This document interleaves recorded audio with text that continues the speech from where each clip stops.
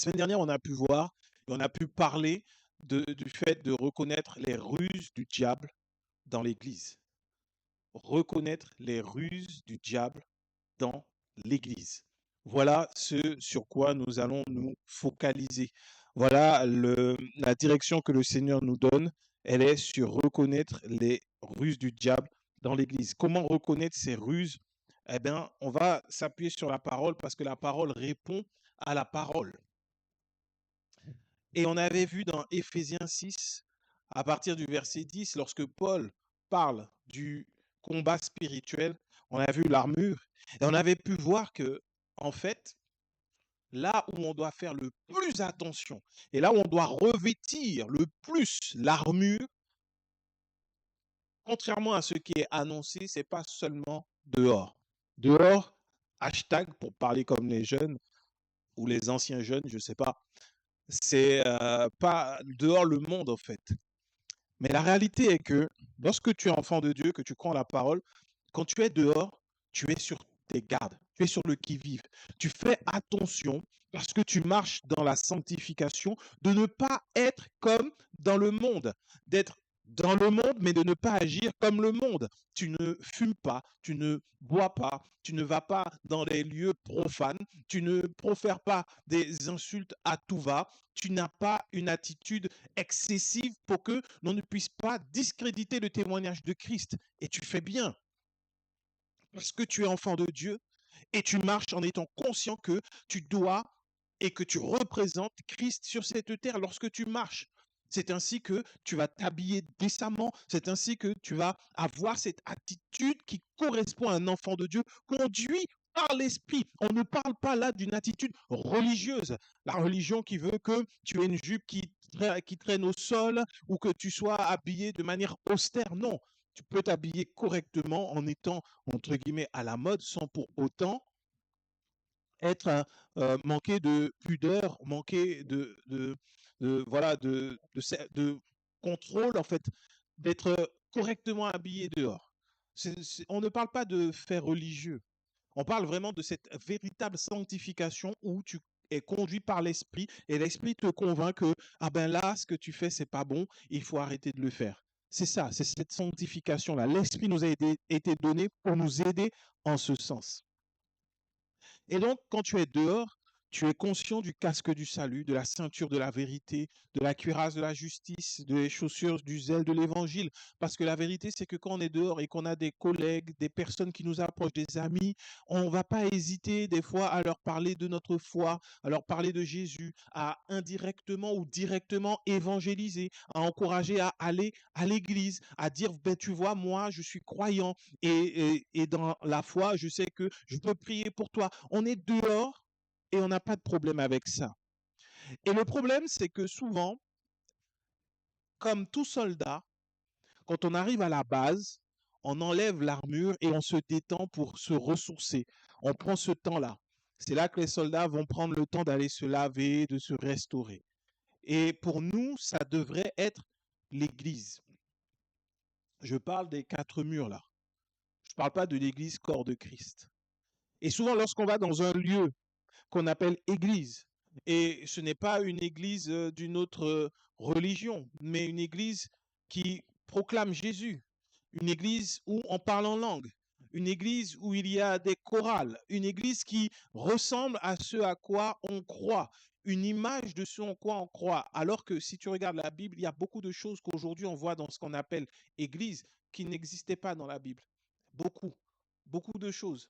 Et donc, quand tu arrives dans ces lieux-là, puisqu'il y a beaucoup de personnes, puisqu'il y a beaucoup d'activités, parce qu'il y a beaucoup d'affichage, parce qu'il y a des choses qui tu te dis, ah, ça y est, je suis dans un lieu protégé, safe place. Je suis à l'église, je vais profiter, je vais pouvoir chanter, louer, adorer mon Dieu tranquillement et ensuite recevoir un message et ressortir et me préparer à faire face aux dangers de ce monde. Sauf que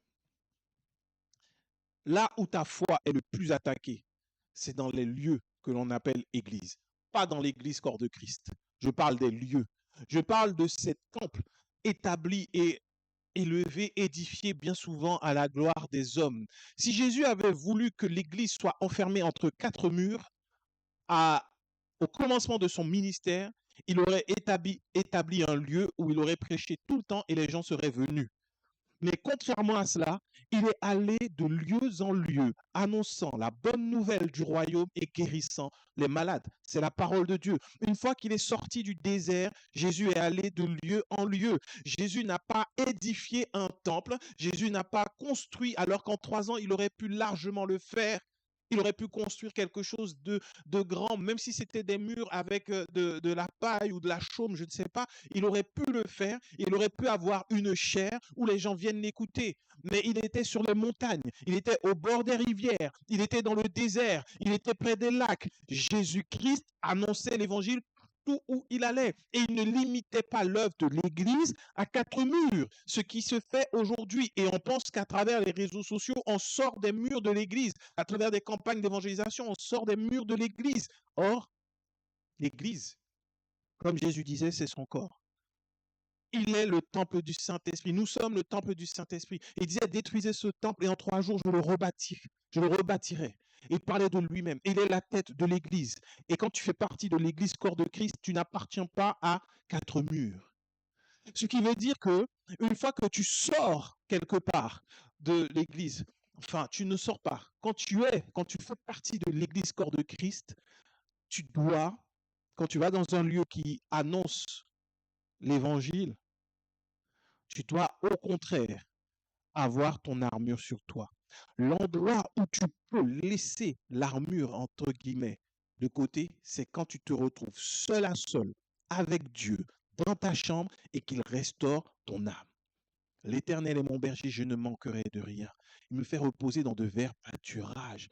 Il me dirige près des eaux paisibles, il restaure mon âme. Celui qui restaure l'âme est celui qui est capable de prendre ton armure, de la restaurer, et ça se passe en one-to-one, ça se passe dans le lieu secret. C'est pour ça que Jésus nous dit, quand tu pries, va dans la chambre, ferme la porte, là, ton Père est là dans le lieu secret et il t'attend. Et dans ce lieu secret, il va te ressourcer, te restaurer, te consoler, te conduire, se révéler à toi. Et tu ressors de là boosté, tu ressors de là motivé, tu ressors de là plus fort avec une armure complètement restaurée.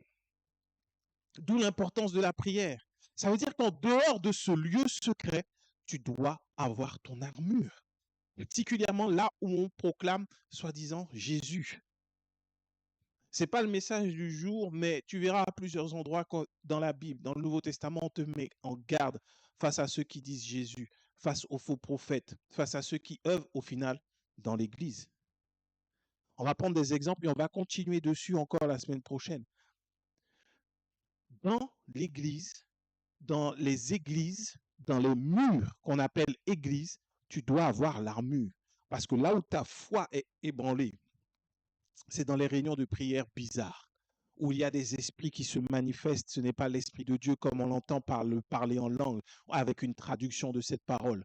C'est lorsque tu vas dans des réunions d'adoration bizarres. J'étais allé dans des églises, je me rappelle plus jeune, il y a des années de ça en arrière, où la manière dont je voyais les gens danser dans l'église, je doutais de ce que c'était soit une boîte de nuit ou une église, parce qu'il y avait un manque de décence évident. Le problème, c'est qu'on mettait des caméras dessus et qu'on mettait le focus et que les gens étaient contents parce que les gens dansaient de manière trop indécente. Mais pour eux, c'était la liberté en Christ. C'est pas ça. Ne faisons pas de notre liberté un prétexte pour pécher. C'est ce que nous dit la parole. Faisons attention lorsque nous allons nous asseoir et qu'on nous donne un message. Tu fais attention quand tu vas au restaurant. Si au restaurant, il y a un cheveu dans ta soupe ou dans ton repas, tu vas demander à ce qu'on te change le repas. Tu ne vas pas le manger. Sauf qu'aujourd'hui, on nous sert des assiettes de repas avariés en nous servant la loi et on mange ça comme si c'était un repas frais, alors qu'il est périmé. La loi a trouvé son accomplissement en Jésus-Christ. Et nous n'avons plus à suivre cette loi lorsque nous sommes en Jésus. Mais quant à l'Église, on vient t'enseigner les lois de Dieu, alors faites attention, le repas est périmé.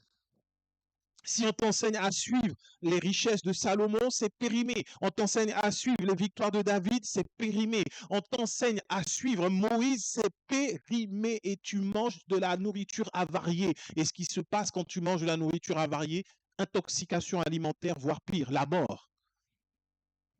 Ce qui veut dire que lorsque tu as des repas comme ça dans l'église, tu peux être de nouveau, alors que tu as été libéré esclave du péché, du mensonge et de la mort. Et on avait vu que les magiciens qui œuvrent dans l'Église, les faux prophètes, comme Bar Jésus ou comme Simon, ne travaillent qu'à une seule chose, attaquer la foi et faire en sorte que tu sois sous l'emprise du diable parce qu'ils sont fils du diable. Le diable, père du mensonge. Et c'est en ce sens-là que c'est dans les églises, quatre murs, que tu dois faire le plus attention et que tu dois être sûr et certain de ton salut. Parce qu'on va t'envoyer des messages disant que si tu pêches, tu peux perdre ton salut. Tu dois faire attention parce que tu peux être démotivé, perdre tout ton zèle, toute ton envie de servir Dieu, parce qu'on va te faire devenir esclave de l'homme et tu seras séparé de ta famille. Tu dois faire attention lorsque tu vas dans ces quatre murs qu'on appelle église. Parce que c'est là qu'on va te détourner réellement de Dieu. Et c'est là que tu dois revêtir l'armure de Dieu. Ce que Paul enseigne, ce que Paul donne, ce que Paul dit, son armure, l'armure spirituelle, tu dois l'avoir lorsqu'on t'invite dans quatre murs qu'on appelle église. Parce qu'on va te vider de tes ressources, de ton énergie, de ta foi. Et là, ce sont les ruses du diable. Il nous dit de revêtir cette armure pour résister face aux ruses du diable, car nous n'avons pas à lutter contre la chair et le sang, mais contre les esprits méchants qui œuvrent dans les lieux célestes. Où est-ce que tu entends le plus parler de démons? Où est-ce que tu entends le plus parler des œuvres du diable? Où est-ce que tu entends le plus parler du monde spirituel? C'est dans ces quatre murs qu'on appelle Église. Il y a des choses qui m'étonnent. Les enfants de Dieu, ceux qui sont censés être les enfants de Dieu, sont plus enseignés sur les stratégies du diable, les différentes catégories de démons, les différentes catégories de possession que sur la puissance et la profondeur de l'amour de Dieu. Ils pourront t'expliquer comment le diable envoie ses agents depuis 2 heures ou 3 heures du matin. Ils sont dans des tombes. Les tombes sont ouvertes. Ils font des cérémonies. Pourquoi? Parce qu'on leur a parlé de cette puissance occulte à l'église. Quatre murs. C'est horrible. Mais expliquer que Dieu t'aime et que tu n'es pas coupable à ses yeux dès lors que tu crois en Jésus, tu es pardonné de tous tes péchés, passés, présents et à venir, c'est compliqué. On ne peut pas l'accepter parce qu'on se dit qu'il faut demander pardon quand on a fait mal, parce qu'on se dit que si jamais, comme le salaire du péché, c'est la mort, lorsque tu pêches, tu vas mourir. On ne t'explique pas la profondeur de la grâce et de l'amour de Dieu. Et ça rend même l'amour et la grâce de Dieu difficile à saisir pour ceux qui sont dans ces quatre murs enfermés en prison. Ils sont littéralement emprisonnés, esclaves de maîtres et d'hommes méchants. Un exemple, deux exemples concrets, ce dont le Seigneur me parlait ce matin. On va regarder Luc 15 et on va aller on va parcourir la parabole du fils prodigue. Et on va aller vers la fin, à partir du verset 17. Pourquoi cet exemple? Parce que lorsque tu regardes, et je crois que nous connaissons tous des frères et des sœurs, des personnes qui sont venues à l'église et qui ont complètement abandonné, qu'on appelle rétrogrades, et qui sont repartis vivre la vie du monde et qui ne vont plus dans les églises. Ils disent, moi, je ne vais plus dans vos églises. Je ne crois même plus en votre Dieu. Je ne crois plus en ça. Et je vais te dire, ceux qui ne croient plus au Dieu qui est présenté dans ces églises quatre murs qui parlent de la loi, ils ont raison parce qu'ils ne connaissent pas Dieu. Ils présentent un Dieu qui n'est pas Dieu. Ils présentent une religion au final. Ils présentent sous couvert de dire ce n'est pas une religion, ils présentent une religion. Et la stratégie, comme je disais la semaine dernière, c'est de dire non, non, ici on n'est pas dans la religion. Mais oui, ils mettent tous les codes de la religion en disant qu'ils ne sont pas dans la religion. Des obligations de prière, des obligations, des conditions pour accéder à Dieu. Et ensuite ils disent non, non, ce n'est pas la religion. Nous, on n'est pas dans la religion, on adore. Or, les gens, quand ils sortent de ces prisons-là, On les appelle rétrogrades. Alors non, ils sont toujours en train de chercher Dieu. Et là, dans cette parabole, ce fils-là était dans la maison du Père, ne connaissait pas réellement le Père, et il est parti de chez le Père, il est parti, il a dilapidé l'argent, et au verset 17 de Luc 15, il est écrit, étant entré en lui-même, il dit, combien de mercenaires chez mon Père ont du pain en abondance, et moi ici je meurs de faim. Je me lèverai, j'irai vers mon Père, et je lui dirai, mon Père, j'ai péché contre le ciel et contre toi. Je ne suis plus digne d'être appelé fils, ton fils, traite-moi comme l'un de tes mercenaires. Et il se leva et alla vers son père. Comme il était encore loin, son père le vit et fut ému de compassion. Il courut se jeter à son cou et le baisa. Et on s'arrête là. C'est juste pour l'exemple. Ce qui veut dire que lorsque tu as connu et expérimenté l'amour de Dieu, une rencontre avec Dieu, quand tu ne l'as pas faite dans une prison qu'on appelle église, mais que tu l'as faite réellement sur le chemin de ta vie, ce moment où tu as rencontré Dieu, où tu as dit, personne ne me fera lâcher la main de Dieu désormais. J'ai rencontré celui qui m'aime réellement. J'ai rencontré les solutions à mes problèmes. Et aujourd'hui, je ne vais pas le lâcher. Et cette conversion n'est pas passée par un pasteur, n'est pas passée par un homme, dans le sens où ce n'est pas parce que l'homme a fait que tu crois, mais c'est parce que Dieu est passé par un message délivré par un serviteur à un moment donné que tu crois. Aujourd'hui, je ne suis pas converti à Christ parce qu'un homme me convertit. Je suis converti parce que lorsque Dieu a parlé à travers le message de mon pasteur, j'ai entendu sa voix. D'ailleurs, ce moment-là, je ne l'oublierai jamais puisque c'est un moment où je n'entendais même plus le message. J'étais dans une conversation directe avec Dieu et j'ai dit, c'est là, je dois donner ma vie au Seigneur. Et à la fin, je suis revenu et j'ai entendu celui qui veut donner sa vie au Seigneur qui se lève. Dieu est venu à la rencontre. Cet homme-là, ce fils prodigue, il connaissait pas son père totalement, mais il était là avec son père. Et quand il est parti, il est revenu, il a rencontré l'amour du père et le père s'est réjoui. Il n'était pas perdu. Il n'était pas perdu. Or, le danger, les ruses du diable dans les quatre murs qu'on appelle l'Église mènent à la perte totale de la foi. Tu es dépouillé. Lorsque tu penses être dans un lieu calme, de repos, ben, tu te retrouves complètement nu et à la merci des ruses du diable, des traits enflammés du malin. Tu sais, la foi vient de ce que l'on entend. Ce que l'on entend vient de la parole de Christ. Donc, ce qui va combattre ta foi vient également de ce que tu entends. Ce sont les flèches que l'ennemi va t'envoyer pour faire tomber le bouclier de la foi. Ce que tu entends. Et où est-ce que tu vas entendre des paroles qui vont te faire douter de ta foi? C'est pas dehors dans le monde, c'est pas la musique des gens du monde qui va. On nous met le focus sur le fait le monde, le monde, le monde, le monde. Mais non, en Christ, on a vaincu le monde. Et lorsque tu es dehors, ce n'est pas parce que tu vas faire tes courses et que tu vas entendre la musique de Beyoncé, la musique de Jay-Z, la musique, quelle que soit la musique, c'est pas ça qui va te faire dire ah ben finalement je ne crois plus en Jésus-Christ. C'est pas ça. C'est pas lorsque tu vas aller au cinéma et que tu vas regarder un film que tu vas sortir de là et tu vas dire ah ben finalement je ne crois plus en Jésus-Christ. Non.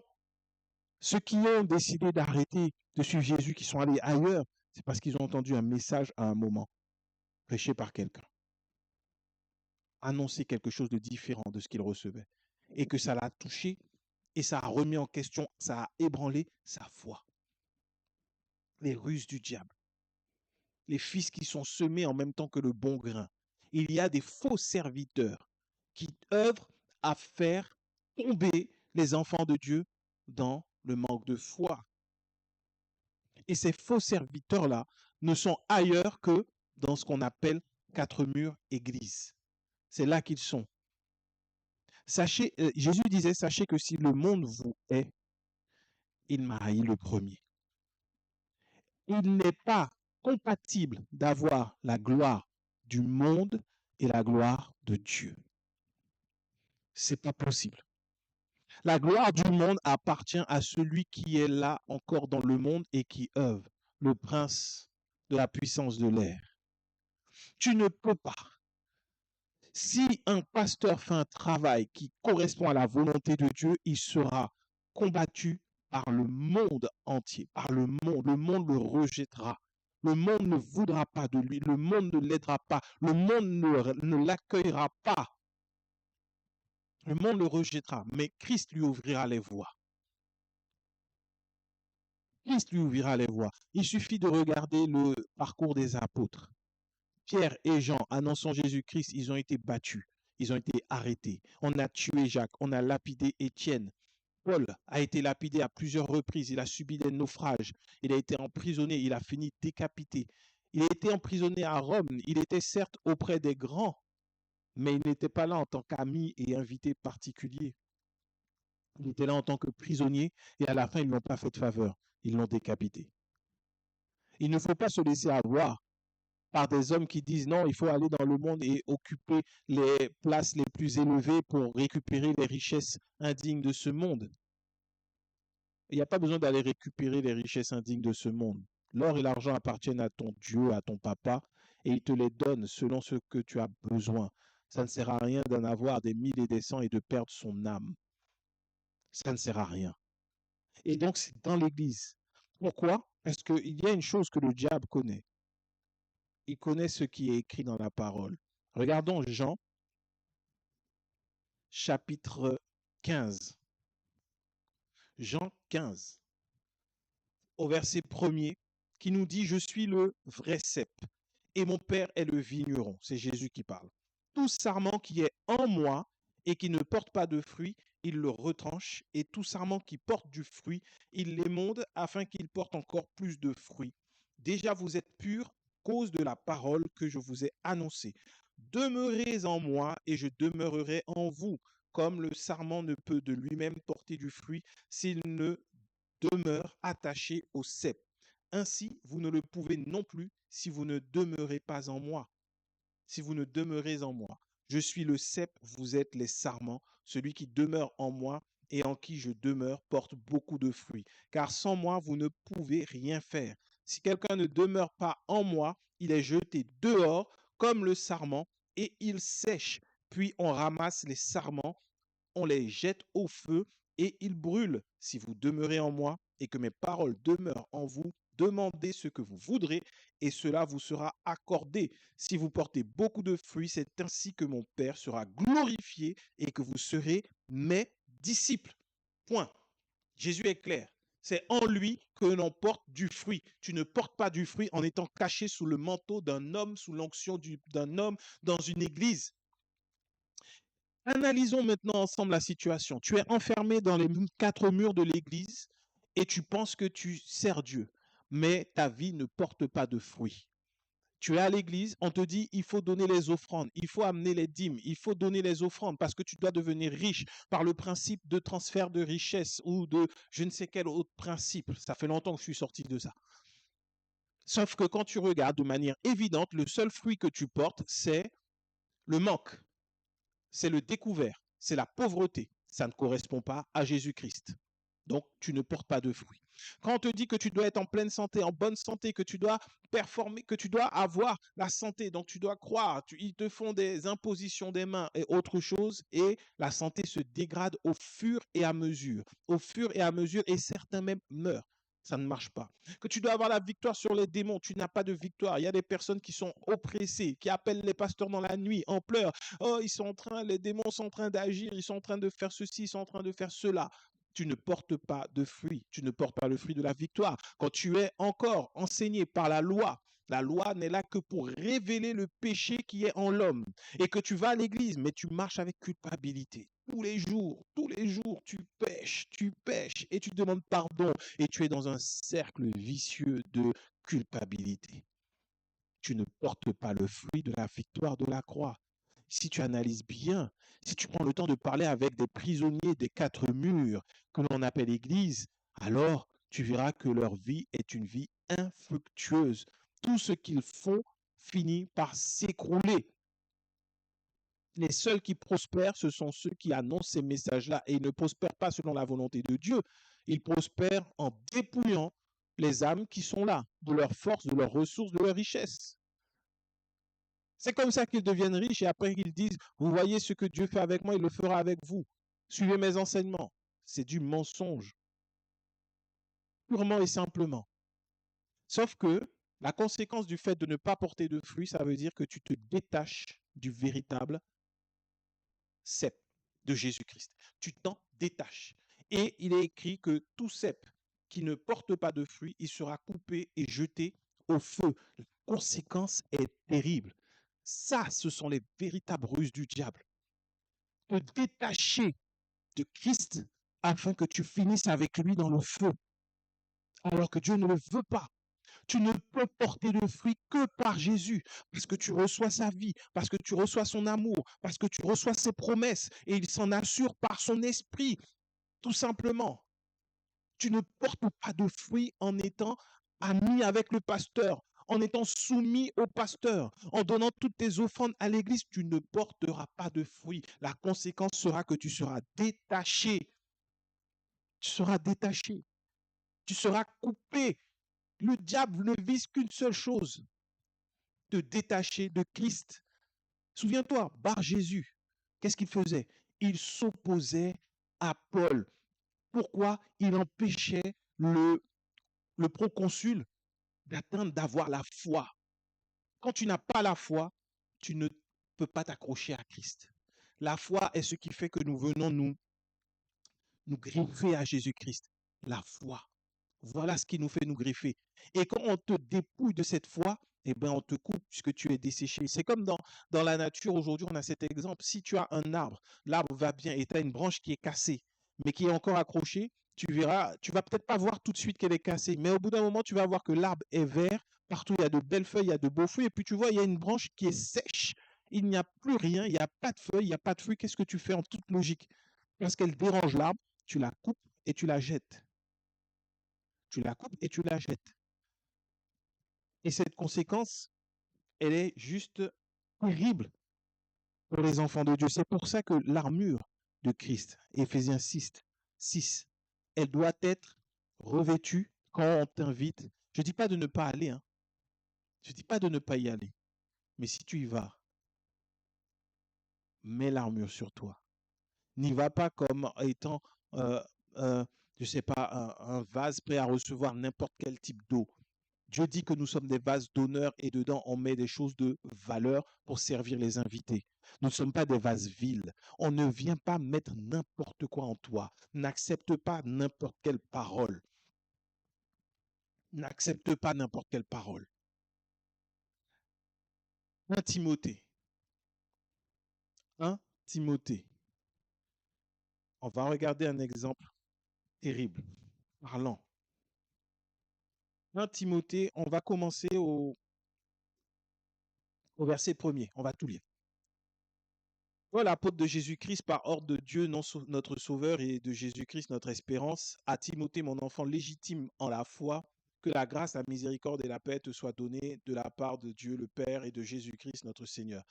Déjà là, tu peux remarquer que Paul dit qu'il est apôtre de Jésus-Christ par ordre de Dieu et de Jésus-Christ. En fait, il ne dit pas Paul, apôtre reconnu et oint par les pères fondateurs de l'Église. Aujourd'hui, je vous parle en toute légitimité. Non, il est appelé par Jésus-Christ et il œuvre selon la volonté de Dieu. Il dit au verset 3, je te rappelle l'exhortation que je te fis à mon départ pour la Macédoine, lorsque je t'engageais à rester à Éphèse afin de recommander à certaines personnes de ne pas enseigner d'autres doctrines et de ne pas s'attacher à des fables.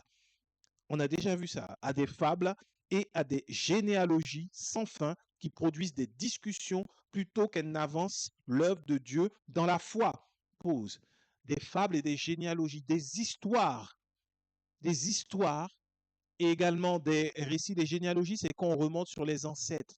Tu vois, ça te rappelle quelque chose, la généalogie, quand on te dit oui, mais tu es bloqué parce qu'il y a des choses que tes ancêtres ont fait et donc il faut aller détruire ce que les ancêtres ont fait, les autels, les alliances, etc., etc. Paul dit de ne pas s'attacher à ça.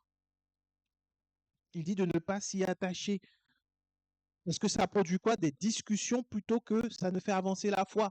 Si tu regardes avec le recul maintenant, c'est effectivement ce que ça produit. Ça ne te donne pas plus de foi. Par contre, tu vas discuter. Tu vas te dire, ah ouais, mais c'est vrai l'histoire là qu'il a racontée. Ah, c'est compliqué. Ah, je vais regarder, est-ce que j'ai pas eu un arrière-grand-père qui était sorcier ou quoi que ce soit. En quoi ta foi a grandi? Zéro. Elle n'a pas grandi la foi.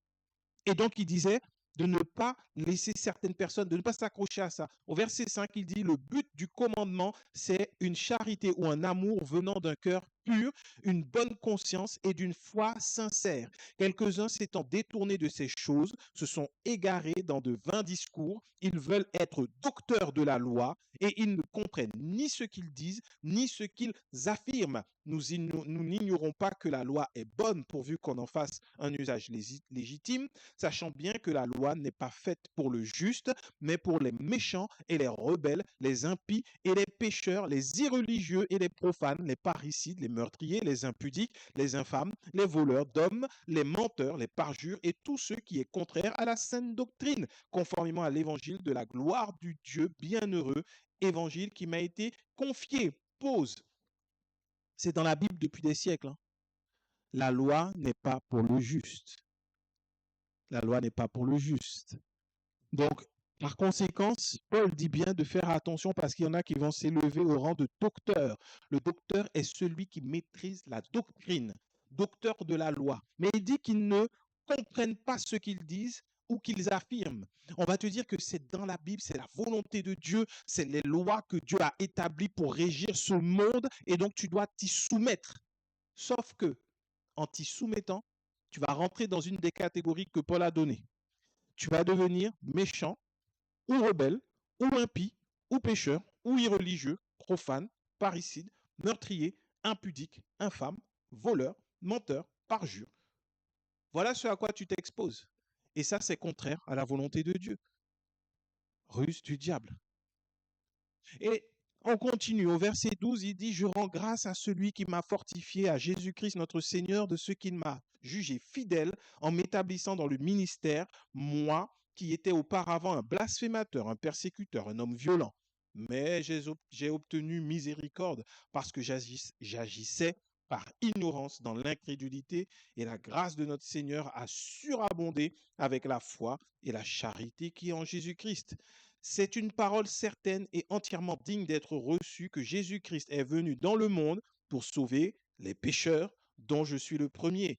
Mais j'ai obtenu miséricorde afin que Jésus-Christ fît voir en moi, le premier, toute sa longanimité, pour que je servisse d'exemple à ceux qui croiraient en lui pour la vie éternelle.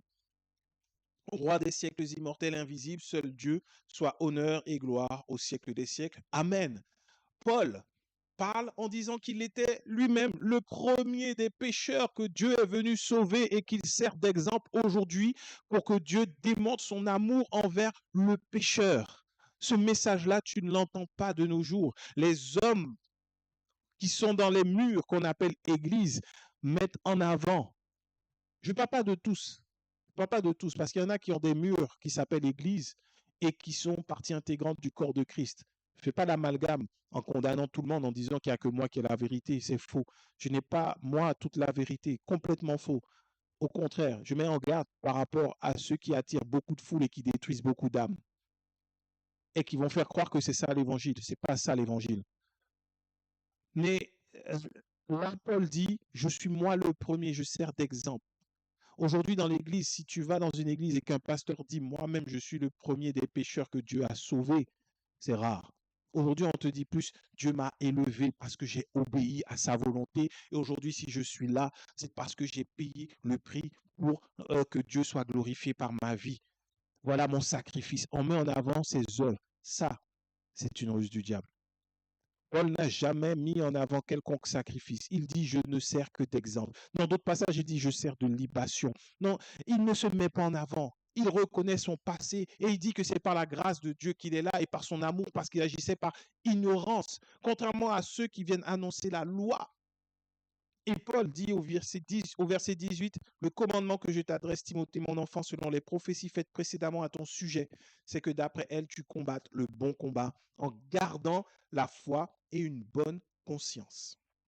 Cette conscience, quelques-uns l'ont perdue et ils ont fait naufrage par rapport à la foi. De ce nombre sont Hyménée et Alexandre, que j'ai livrés à Satan afin qu'ils apprennent à ne pas blasphémer. C'est là que je voulais arriver. Paul va expliquer comment tu peux te détourner de la foi par perte de bonne conscience. Tu n'as plus une conscience pure. Cette conscience pure, tu l'as perdue en voulant annoncer et en voulant devenir docteur de la loi, en voulant expliquer aux gens les principes de la loi. Et Paul dit, la loi, elle est bonne, mais elle est bonne pour les menteurs, elle n'est pas pour les justes. Si tu veux aller enseigner la loi, sors des cadres, sors de l'église, va dehors, va voir les menteurs, les blasphémeurs, les blasphémateurs, va voir là où il y a le pécheur, va leur enseigner la loi, va leur apprendre justement qu'il est interdit de tuer, l'adultère, va leur apprendre tout ça. Elle est bonne. Et ça va permettre qu'il y ait une qui les mène à Christ, parce que la loi conduit à Jésus-Christ si elle est enseignée de telle sorte à ce qu'elle amène à Jésus-Christ. Quand la loi vient, tu sais, la loi, si tu vas voir quelqu'un qui est blasphémateur, qui est irreligieux ou autre, tu rentres par la porte de la loi, tu vas le convaincre de pécher. Tu vas exposer qu'il a péché. Et une fois que tu l'as exposé qu'il a péché, tu peux lui dire bonne nouvelle. Tu vois, la bonne nouvelle de l'évangile. Bonne nouvelle. Qu'est-ce qu'il y a?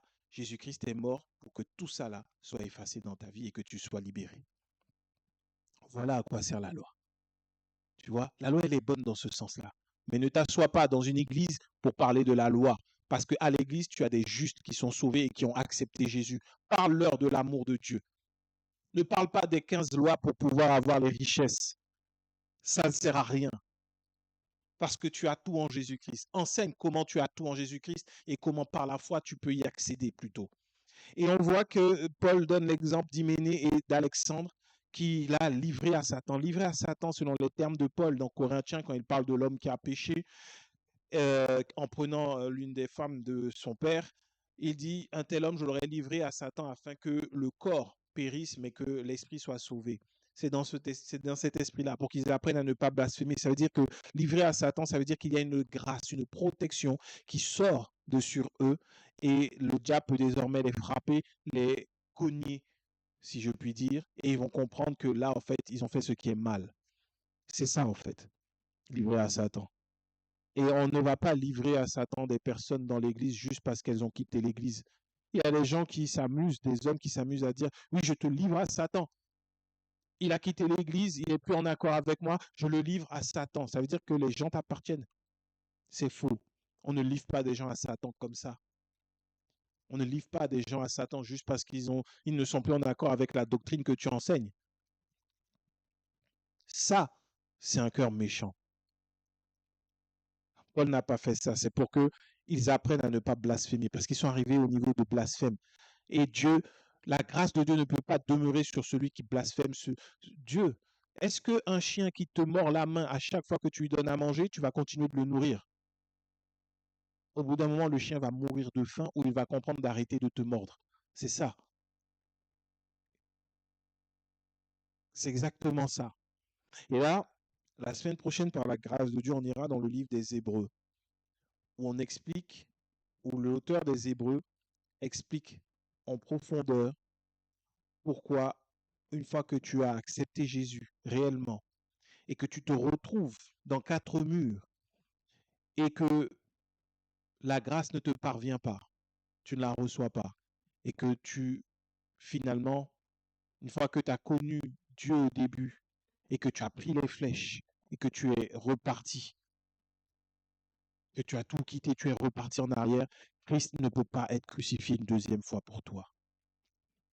La ruse du diable, c'est que dans l'Église, tu sois finalement dans les 4 murs, que tu finisses en étant scié, coupé, détaché de Christ, ne recevant plus la vie qui vient de lui, afin que dans le feu éternel, il ne soit pas seul, qu'il soit là avec toi, que tu sois là avec lui pour la souffrance éternelle. Ces ruses dans l'Église sont portées par les fils du diable qui ont été semés au même moment que Dieu a semé des fils. Ça veut dire dès que l'évangile a commencé à être annoncé, il y a des faux pasteurs, prophètes, docteurs, évangélistes, apôtres qui se sont levés également et qui continuent tant que la moisson n'a pas encore eu lieu. Faisons attention, revêtons l'armure de Christ, de Dieu, dans l'Église, dans les 4 murs. N'accepte pas n'importe quel message. Garde le casque du salut sur la tête. N'accepte pas n'importe quel message pour te justifier. Garde la cuirasse de la justice. pour que tu ne sois pas mis à nu à cause de mensonges de l'ennemi. Mets la ceinture de la vérité autour de tes reins, pour que tu ne sois pas retenu captif dans les quatre murs. Aie les chaussures que donne le zèle de l'évangile à tes pieds, pour que tu puisses résister lorsque des paroles mensongères viennent vers toi. Revêt et brandis le bouclier de la foi. Et enfin, que les prières démoniaques, sataniques ne t'atteignent pas. Brandis l'épée de l'esprit. Avançons armés et faisons attention. C'est un message vraiment pour encourager et alerter tous ceux qui vont de lieu en lieu, d'église en église, cherchant une parole mais qui ne la trouvent pas. Attention, attention aux flèches, parce qu'on finit par devenir un non-croyant et à se priver de l'amour et de la grâce de Dieu. Dieu nous bénisse tous. Amen.